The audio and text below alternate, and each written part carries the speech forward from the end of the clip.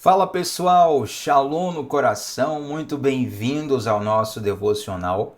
Abra sua Bíblia comigo hoje em Filipenses capítulo 4, versículo 8. Eu quero trazer um complemento para o comentário que nós fizemos ontem. Ontem nós falamos em 2 Coríntios capítulo 10, versículos 3 ao 5, e nós comentamos sobre um nível de batalha espiritual que acontece dentro de nós. Quem estava aqui no devocional de ontem, gente, foi abençoado.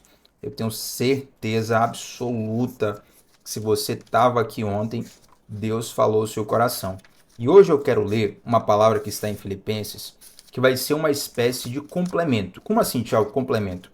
Porque 2 Coríntios, capítulo 10, fala sobre aqui, a gente já pediu, estou na Bíblia de papel, fala sobre uma batalha que se desenvolve na nossa mente. E essa batalha que se desenvolve na nossa mente, ela trata dos nossos pensamentos. Ou seja, Satanás ele tenta controlar a nossa mente, ou muitas vezes, não é nem Satanás, porque nem sempre é o diabo, nem sempre é o inferno, mas muitas vezes a nossa carne, ela luta contra a vontade de Deus. Nossa carne se inclina para o mal, se inclina para o pecado, e a vontade de Deus, ela está nos inclinando para o outro lado, e há essa luta interna dentro de nós. Ali o apóstolo Paulo falou sobre como as nossas armas, elas são diferentes, ou seja, nós vamos usar ferramentas diferentes para colocar a nossa mente debaixo da obediência de Cristo. Versículo 5, inclusive, vai falar, eu estou citando 2 Coríntios 10, versículo 3 a 5, já fechou aqui, ó. Pronto. 2 Coríntios 10, versículo 3 a 5, em que o apóstolo Paulo fala que nós precisamos levar cativos todos os pensamentos na obediência de Cristo. Profundidade desse verbo, né? Levar cativo, ou seja, escravizar o pensamento, submeter o pensamento à obediência de Cristo. Gente, todos nós, sem exceção, nós passamos por situações onde precisamos confiar, mesmo sem entender o que Deus está fazendo. Seja sincero, seja sincera. Você já passou por uma situação onde você precisou confiar na vontade de Deus, mesmo sem a compreender? Coloca no chat para mim. Eu já passei tantas vezes por isso. E por que nós passamos por isso? Porque a nossa mente, o nosso entendimento, ele é limitado. E o amor de Deus, a vontade de Deus, ela excede o nosso entendimento. Então tem coisas que Deus faz para nós que transcende a nossa lógica. Um exemplo muito fácil para visualizar isso é quando você, um adulto, uma adulta, você olha para uma criança muito pequena e diz para ela não colocar o dedo na tomada. Criança, naquele momento, ela não tem estrutura para entender o que é eletricidade, o perigo que ela corre, as consequências daquilo. Mas você precisa convencê-la de não colocar o dedo na tomada. A criança obediente, ela vai seguir aquele mandamento, ela vai estar bem. Outras crianças, elas vão ter que aprender pela experiência negativa. Coloca o dedo, toma o choque, e ali então ela fica receosa de repetir aquela experiência, não é verdade? Então, muitas vezes, aquilo que transcende o entendimento da criança é para o bem dela. Dessa mesma forma, muitas coisas que transcendem o nosso entendimento, Deus faz para o nosso bem. E hoje eu quero ler aqui Filipenses, capítulo 4, versículo 8. Olha o que diz, gente. Filipenses, capítulo 4, versículo 8. Finalmente, irmãos, tudo o que for verdadeiro, tudo o que for nobre, tudo o que for correto, tudo o que for puro e tudo o que for amável, tudo o que for de boa fama, se houver algo de excelente ou digno de louvor, pensem nessas coisas.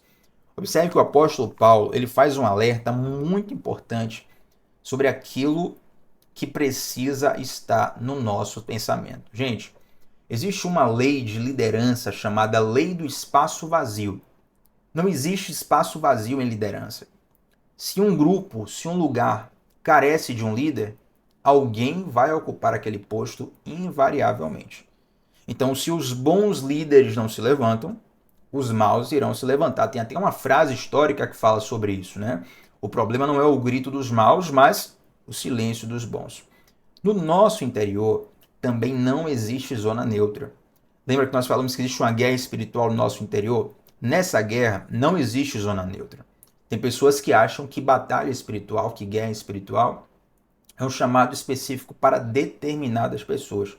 Talvez você diga, Tiago, isso aí é um tema para quem é do Ministério de Libertação. Negativo. Todo ser humano, ele está vivendo, querendo ou não, ele está vivendo uma batalha espiritual.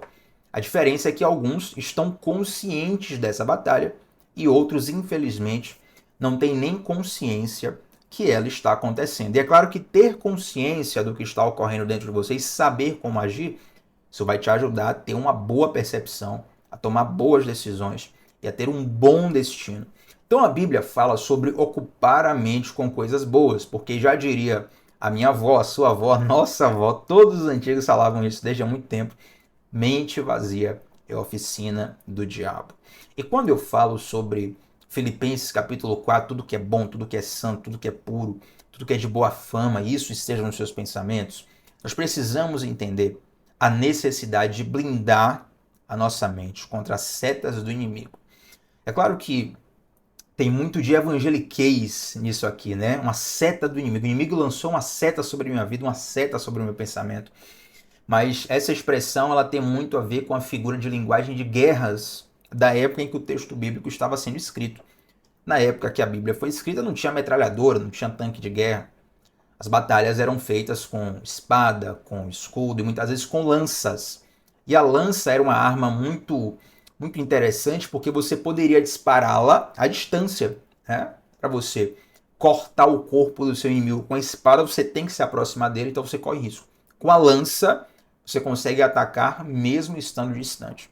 Então, essa percepção gerou essa linguagem gospel, por assim dizer, entre aspas, né? De que o inimigo lança setas contra os nossos pensamentos ou contra a nossa vida. E sabe como é que você identifica? Como é que eu identifico uma seta lançada pelo inimigo? Vamos lá. Uma seta, gente, é um pensamento, uma sugestão que vem sobre a nossa mente. Quando o inimigo lança uma sugestão sobre a nossa mente e essa sugestão encontra espaço dentro de nós, ela rapidamente se tornará uma tentação com a qual nós precisaremos lidar. Vamos para um exemplo prático para nós entendermos aqui. Pensa comigo uma pessoa que seja casada. A pessoa é casada, é fiel, está ali cumprindo os votos com seu marido, sua esposa. E de repente, ela ou ele tem um contato ali com um terceiro, um colega de trabalho, um amigo, alguém que se apresentou, alguém esteticamente muito atraente, quem sabe até sedutor, que vem com um papo meio estranho. Então, você observa aquilo, de imediato os seus princípios, você já, olha, não gosto disso, não sou disso, meu compromisso aqui é com meu cônjuge, é com a pessoa que eu prometi fidelidade eterna. Mas aí, de repente, você saiu um dia de casa brigado com seu cônjuge. Você está chateado com ele, está furioso, está pensando já em dar um fim na relação, só que você tem uma aliança. E aí você tem um contato com essa pessoa e de repente vem uma sugestão de pensamento em você. E se, pelo menos por um momento, por uma noite, por uma vibe, por um espaço de tempo, você pudesse desfrutar de algo que até mesmo os teus princípios condenam? Então aí você tem uma sugestão de pensamento. Como é que se lida com uma sugestão como essa, gente? Você precisa lidar com uma sugestão como essa combatendo-a de acordo com a palavra. Então, quando vem essa sugestão no teu pensamento, que ela pode vir de dois lugares, ou vem da sua própria carnalidade, aquilo vem do seu próprio ímpeto pecaminoso, ou aquilo realmente é inflamado pelo inferno. Espíritos malignos que vão lançar essa chamada seta sobre o seu pensamento. O que é que você faz nesse momento? Você precisa combater as setas com o escudo da fé, ou seja, com a palavra de Deus. Então você relembra para si mesmo, você prega para si mesmo sobre o que é certo e o que é errado. É como se alguém dentro de você estivesse te sacudindo, falando, olha, abre o olho, isso aí está errado, isso aí vai dar um problema, isso aí vai desagradar a Deus, vai trazer problema na sua família, isso aí vai fazer você quebrar princípios que você é fiel, que você acredita, que você está guardando. Então você começa a lutar dentro de si contra essa sugestão, entendeu? Então, quanto mais forte você tem o escudo da fé no seu coração, melhor você consegue se proteger contra essas sugestões. Gente, eu dei aqui um exemplo. Você pode pegar para tantas e tantas áreas, para dar aqui dezenas, centenas, milhares de exemplos aqui. Mas o que você precisa entender ao final das contas é a necessidade de se nutrir diariamente com a palavra de Deus. Sabe por quê?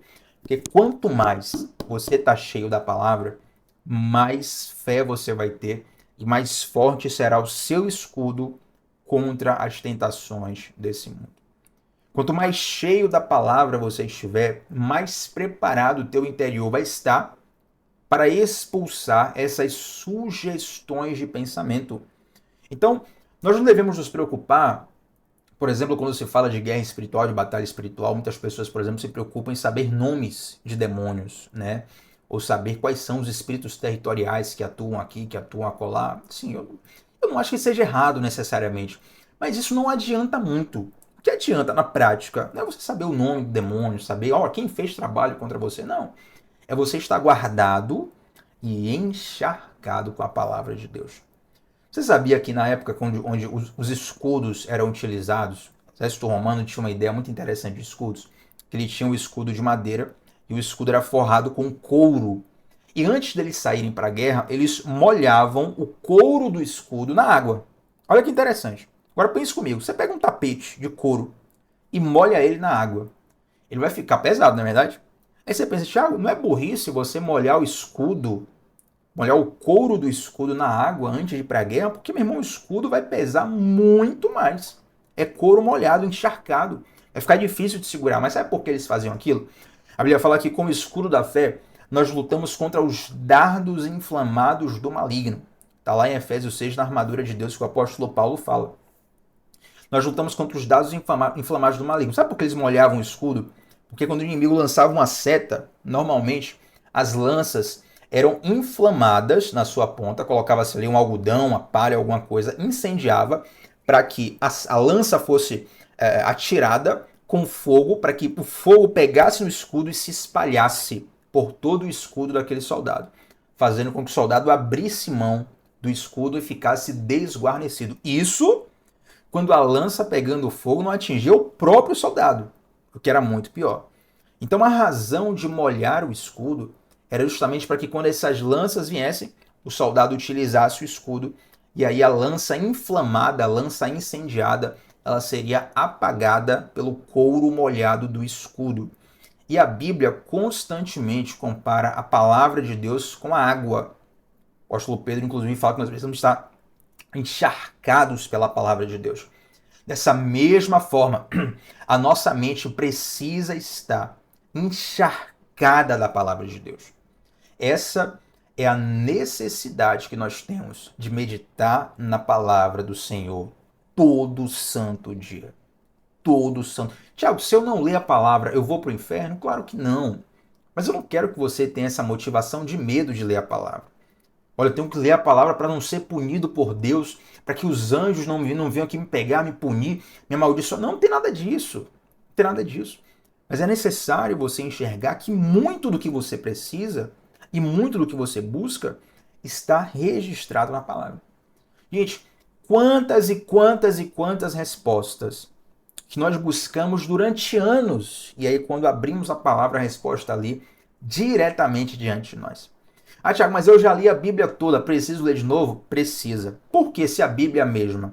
A Bíblia é a mesma, mas nós mudamos todos os dias.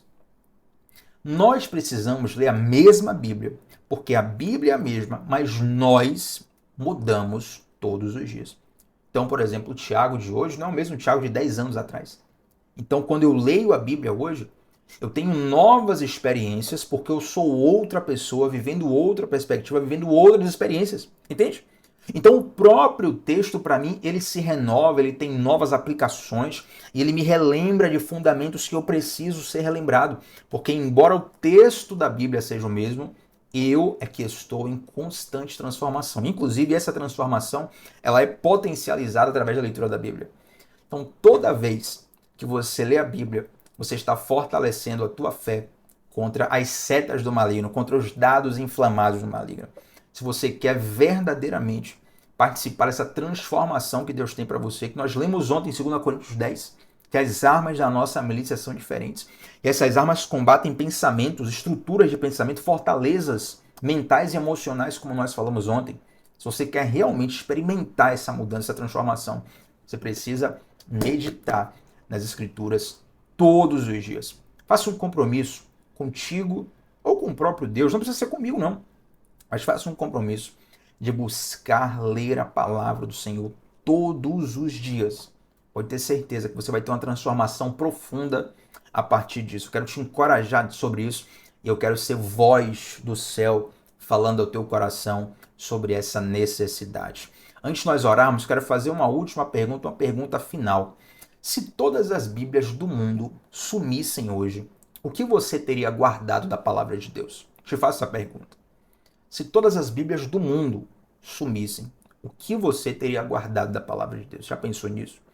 Então nós estamos vivendo um tempo onde, claro, não quero colocar medo em ninguém aqui, né? Mas você olha para países que têm a perseguição contra cristãos, por exemplo, e são pessoas que carecem até de ter uma Bíblia, passam a vida cristã inteira sem ter acesso a uma Bíblia, né? Muitos países onde, inclusive, a Bíblia tem que entrar por contrabando, porque se as autoridades legais pegarem aquele conteúdo, aquelas Bíblias, eles dão um fim e ainda mandam prender ou até matar as pessoas que queriam ter acesso a elas. E muitas vezes nós temos na nossa estante, no nosso celular, um breve acesso, nós estamos na palma da nossa mão, mas não conseguimos entender a preciosidade que isso aqui tem. Só tem uma pessoa interessada em você não ler a Bíblia. Sabe qual é o nome dele? Capiroto. Só o capeta é a única pessoa que não quer que você leia a sua Bíblia. Mas se você quer realmente saber da vontade de Deus, conhecê-la, experimentá-la, ser transformado no teu interior, leia a sua Bíblia todos os dias. Eu posso ter certeza de que grandes coisas Deus fará no seu coração. Amém? Vamos orar juntos? Senhor Deus, nós te agradecemos, Pai, porque o Senhor é muito bom para conosco. Eu te peço, Pai, para que nós consigamos colocar a prática de Filipenses 4:8, meu Deus, em nossas vidas. Tudo que é santo, tudo que é puro, tudo que é de boa fama, de boa reputação, que isso possa habitar a nossa mente. Meu Deus, nos ajuda nesse tempo de tantas distrações, de tanto entretenimento, de tantas redes sociais.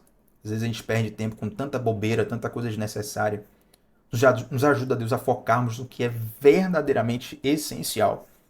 A começar por uma rotina diária de busca, de mergulho na sua palavra. Fortalece a cada um de nós, Pai, através da sua palavra.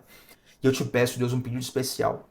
Que o Senhor, que o teu Santo Espírito possa incendiar o coração de todos que estão aqui orando comigo nesse momento. Incendiar com um desejo ardente de consumir a tua palavra, de comer da sua palavra, de beber da sua palavra, de ter esse alimento espiritual. Traz essa vontade, Pai. Coloca essa sede, essa fome nos nossos corações. Em nome de Jesus. Amém. Gente, deixa um like nesse vídeo. O seu like ajuda muito para que essa transmissão alcance outras pessoas. Deixa um comentário aqui também de como essa palavra falou o teu coração. É muito bom para mim ler todos os comentários, todo o feedback. É uma alegria para mim. Muito importante o teu comentário. E se inscreve aqui no canal. Permaneça firme conosco. Estamos aqui juntos sempre, de segunda a sexta, 7h30 da manhã, sempre começando o dia com a palavra do céu, tá bom? Shalom no teu coração, a gente se vê por aí, até a próxima, tchau, tchau.